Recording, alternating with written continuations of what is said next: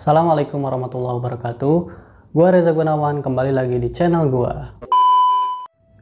Ketika gua habis kontrak dari perusahaan sebelumnya dan dikarenakan pandemi yang pada saat itu melanda dunia, maka banyak banget perusahaan yang pada saat itu melakukan rekrutmen atau membuka lowongan pekerjaan lewat online, baik dari website perusahaan itu sendiri maupun lewat email.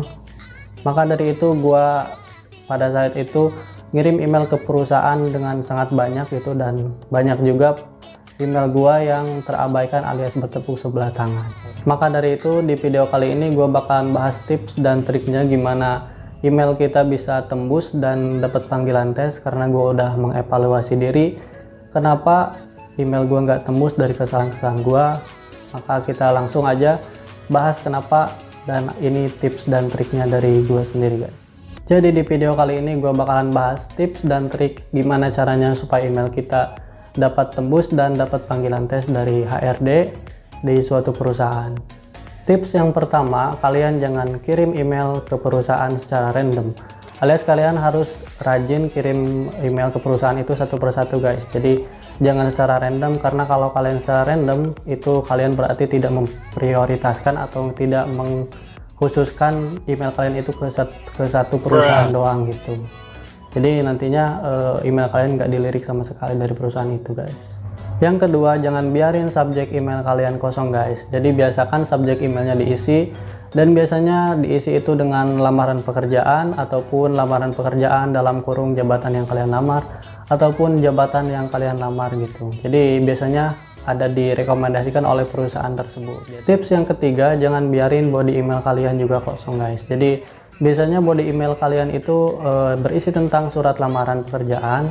Jadi biasanya di surat perlamaran pekerjaan ada, dan di body email juga ada. Cuman di body email biasanya lebih ringkas ataupun lebih menjelaskan sedikit, tapi itu penting banget karena itu adalah kata pengantar supaya pas buka email kalian itu jelas mau apa. Tips yang keempat, lampirkan semua persyaratan itu dalam satu lampiran guys. Jadi dalam satu lampiran PDF itu lampirkan semua persyaratan dan jangan dipisah-pisah.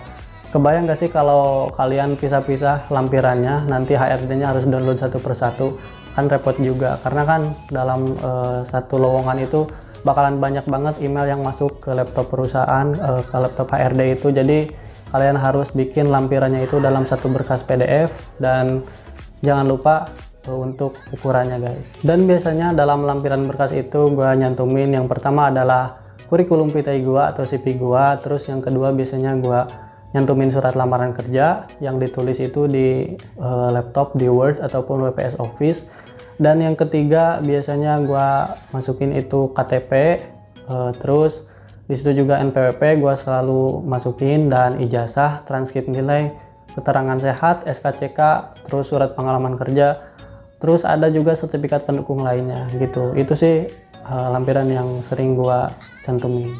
Untuk tips yang kelima, jangan lupa file lampirannya kalian harus kompres, kalian harus kecilkan. Setelah digabungkan itu kalian kecilkan sesuai dengan permintaan perusahaannya. Biasanya sih rata-rata maksimal itu di 1 MB, tapi ada juga yang perusahaan merekomendasikan untuk maksimal itu 2 MB, ada juga yang 500 KB guys. Tapi gua biasanya ngelampirin berkas itu di ukuran di bawah 100 MB atau biasanya 900 kilobyte gitu. Jadi supaya lebih aman aja dan gambarnya nggak terlalu buram, karena banyak juga berkasnya lumayan. Tapi yang penting-pentingnya aja ya guys yang dilampirkan.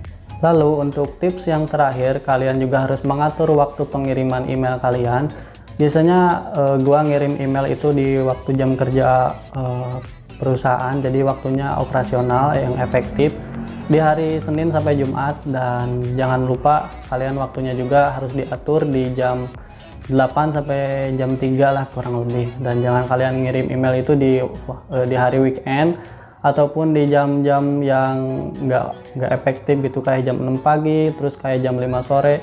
Biasanya gua ngirim itu di 3 kali guys. Yang pertama itu di jam 8 ataupun setengah 9, karena itu gua rasa HRD itu buka laptop di waktu pas masuk kerja, dan gua rasa HRD pasti buka email. Terus gua juga ngirim di jam 1 siang karena itu kan habis istirahat, jadi semoga HRD itu buka laptop maksud gue. Jadi mereka itu bisa lihat email kita ada di atas dan kita bisa dapat panggilan kerja.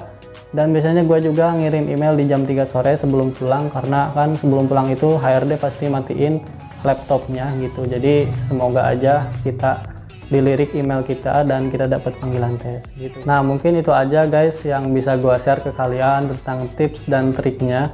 Semoga video ini bisa bermanfaat, dan jangan lupa dukung channel gue ini dengan like, comment, share, and subscribe. Dan jangan lupa nyalakan lonceng notifikasinya biar kalian dapat info video terbaru dari channel gue. Terima kasih udah nonton dan mohon maaf apabila ada kesalahan. Wassalamualaikum warahmatullahi wabarakatuh. Good job!